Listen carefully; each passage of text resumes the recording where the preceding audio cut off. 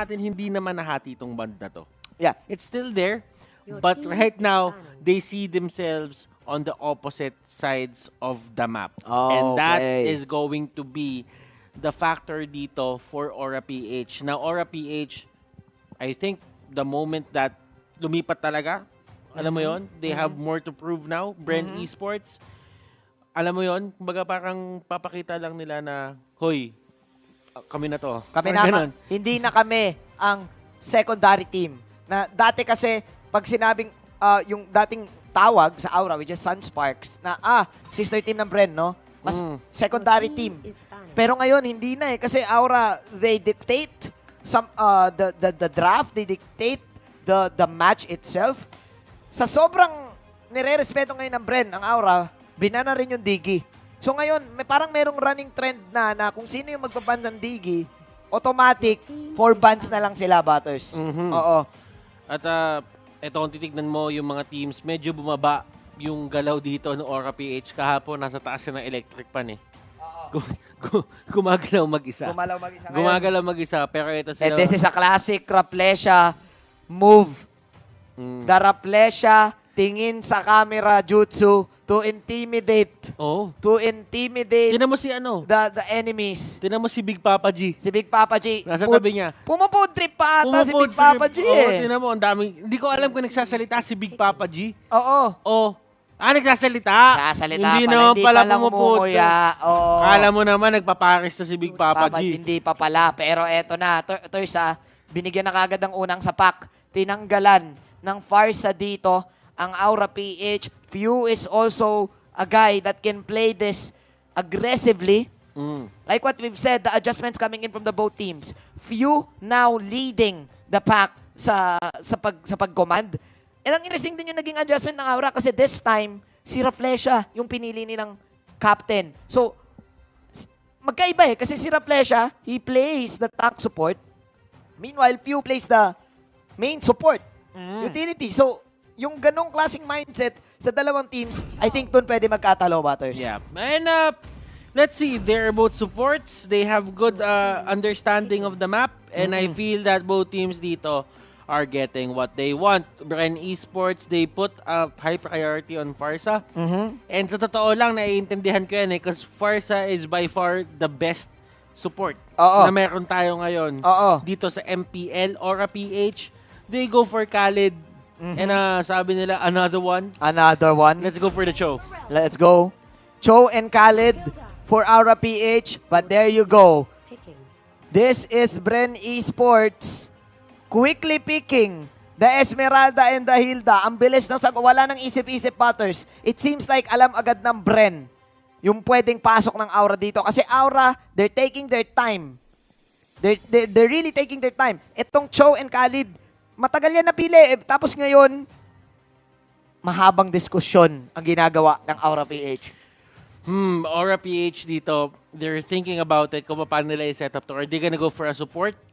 Or are they gonna go for a tank? Kasi kung titignan mo dito, Atlas is actually available. Wala nang Digi, pwede sila mag-Atlas if they want to. Aura PH, they go for the Kagura Okay. and they give proper, sabihin na natin, proper answers para dito kay Few kung siya man yung gagamit netong Farsa na to. Oo, this is actually the Grid special na nakita natin ng mga previous games din ni Grid.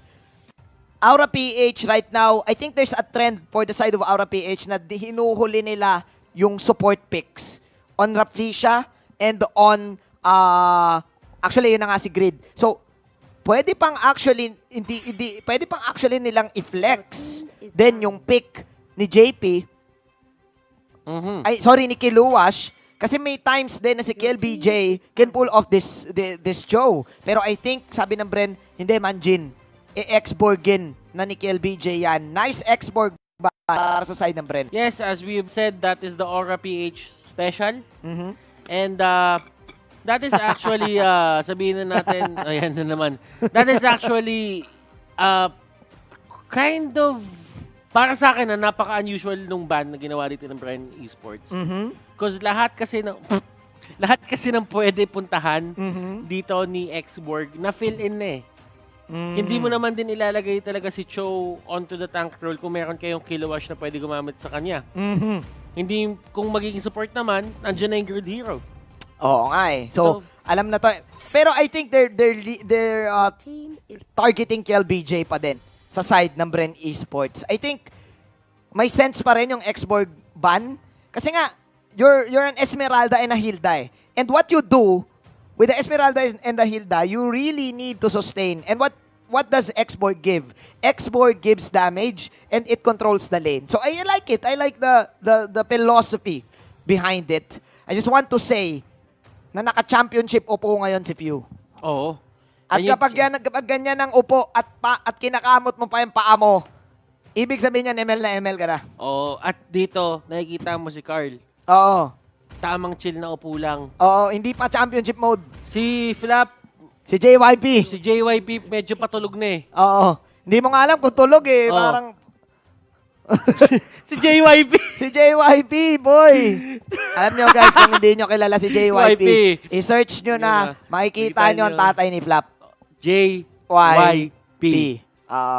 Mr. JYP. Si Mr. JYP. Ang kalaban ni Mr. Valdez. Kalaban ni Mr. Valdez. Nandito pala sa Bren Esports. Aura P. Oh! JP's Claude is back. Sabi dito nung side nung Bren Esports. Oo. Kung meron kayong JP, meron kaming JYP. JYP. Kompleto naman pala. Kompleto, Ricardo. Pero alam mo, ito Oo. katulad ng sinabi mo, Manjin, Claude.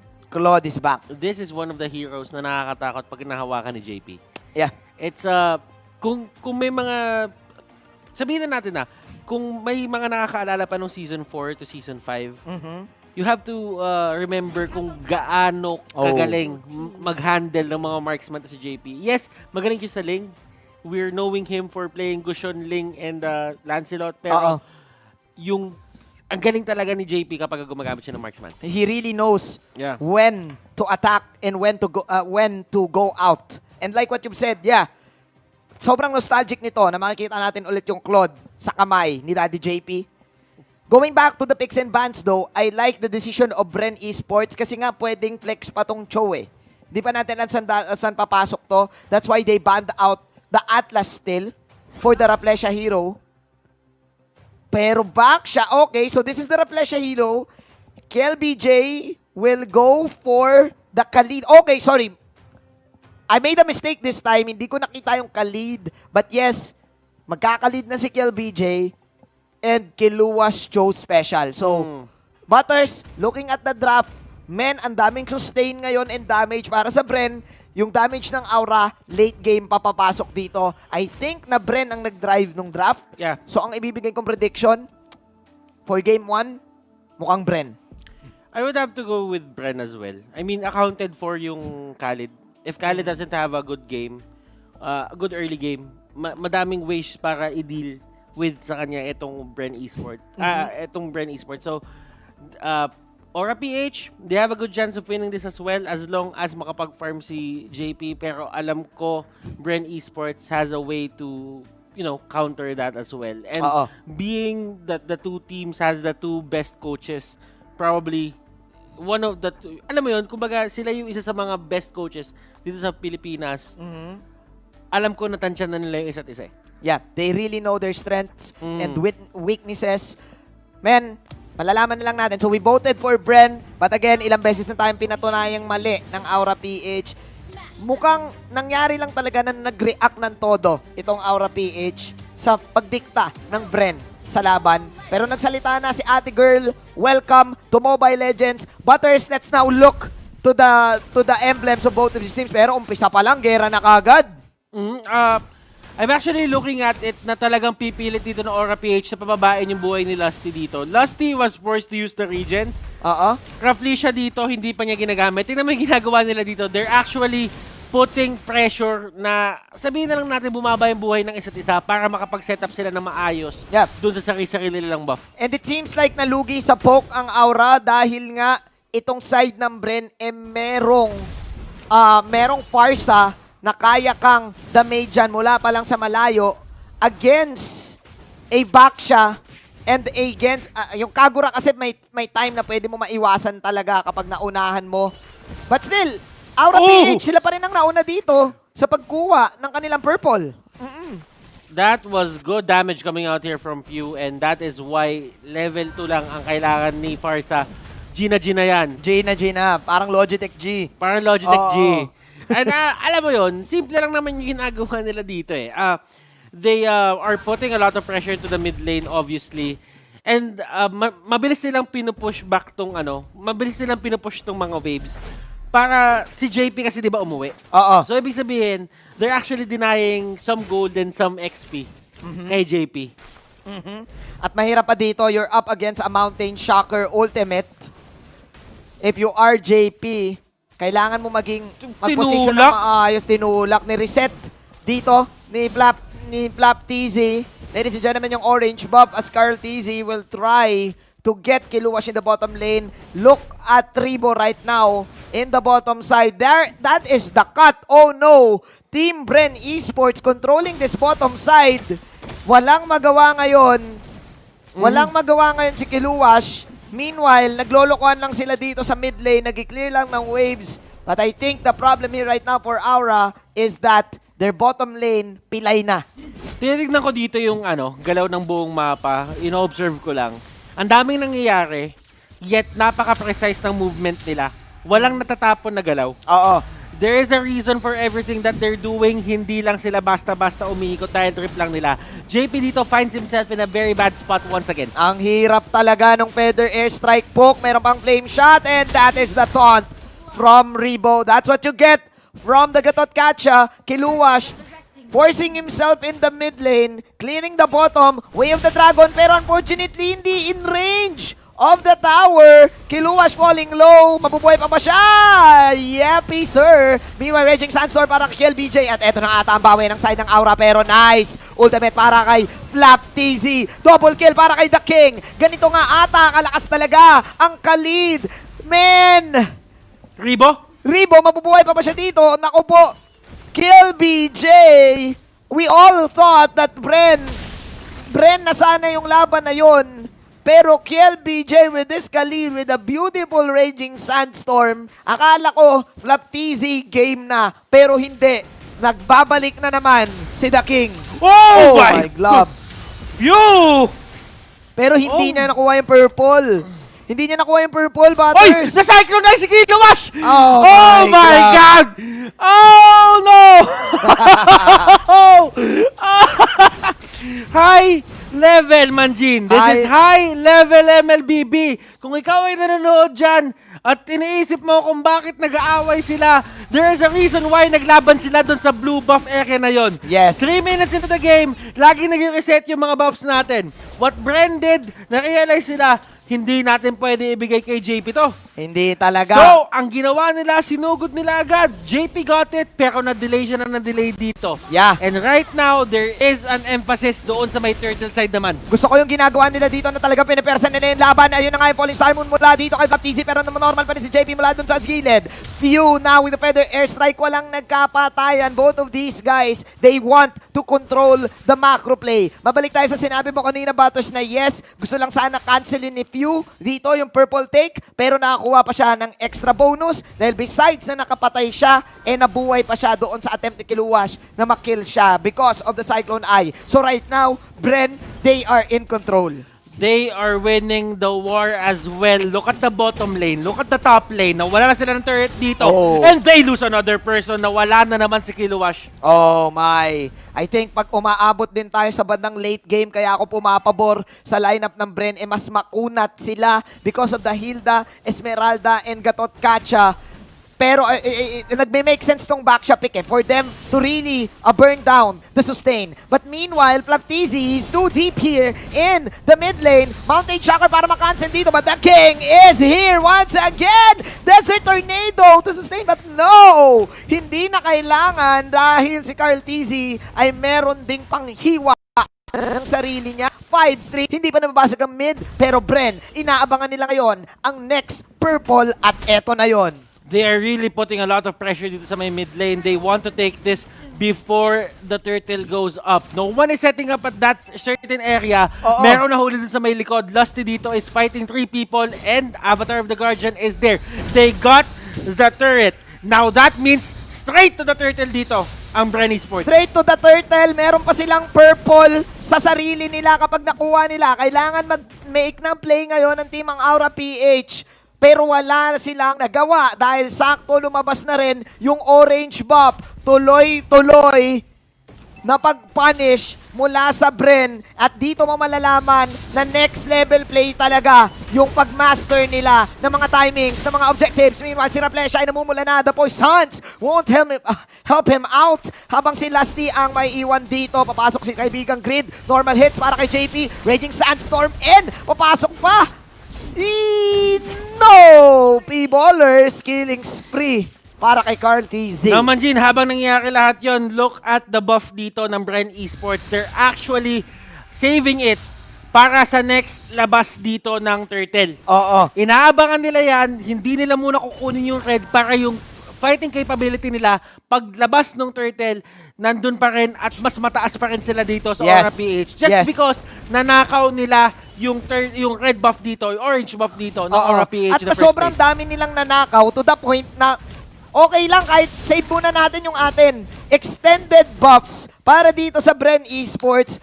Men, tuloy-tuloy, bigla yung pagkuha dito ng mga gold. And I think Aura PH, they're aware of this. That's why they're forcing team fights. Kasi kaya nila ng mga bandang early, but right now, without any damage in their kit, how can you fight this one? 34 seconds remaining para sa next turtle natin. Bren Esports, total control in the mid lane. We're going to the team fight once again. Blazing Duet mula kay JP, targeting Carteezy. Carteezy! Mawawala siya dito, kinuha siya ni KLBJ. Habang skill was shutdown. Sumipa siya dito habang naka-shutdown na naman si Parsa. At eto na, the Aura PH Special! Ito, lumabol yung gulo, lumabol! Wow! Up, Flap Wow! Easy! Slam dunk! Huli ka ngayon! Hindi ka pwedeng gumulong-gulong dito. Sabi ni Flap Easy, Aura PH with the snap. Nakakuha sila dito ng onting counter go. Masyado bang malalim ang Brendon? Masyadong malalim yung Bren. Tingnan mo yung ginagawa dito ni Cartzy. He went in for Grid. Si Grid may dash in din. Oo. Nung nangyari lahat yon, nabuwersa si Carl gamitin yung flicker niya para makaalis sa kamay ni JP, lalo na Oo. doon sa kanyang ultimate. But still, JP, may flicker din siya eh. Oo nga may flicker din siya kaya na medyo nakawala. And habang nangyayari, yung Gillette instant replay natin, Butters, sumubok yung Bren, mag-counter go doon sa turtle. Sana na sinisave nila, which unfortunately nakuha ni Kiel BJ. I think the main problem here, Butters, is that hindi rin nila kagad ma-burst itong Khalid. Like what you said nung nung day number 1 na baka itong hero na to ay talaga maging priority at prioritize ngayon ng Aura PH. Now, Kuya Manjin, the story of the game is Rebo has a lot to actually, parang kailangan niya pang hawakan itong team niya. Kailangan niya dalhin yung team niya into disabling JP. Totoo. Yun yung isa sa mga pinakamagandang bagay na pwede niya magawa, lalong-lalo na kapag na-timing niya ng tama yung Avatar of the Guardian doon sa may Blazing Duet. Yes. If mapwersa niya si JP na bumalik habang Oo. nandun siya sa Blazing Duet niya at pumasok siya, Oo. that is going to be a huge blow Yeah. to the damage capability ng Aura PH. Maraming pwedeng magawa talaga si Rebo dito. Ang dami niyang options to cancel that Blazing Duet and he can wait for the BMI out of JP. But then again, this is Aura PH we're talking about.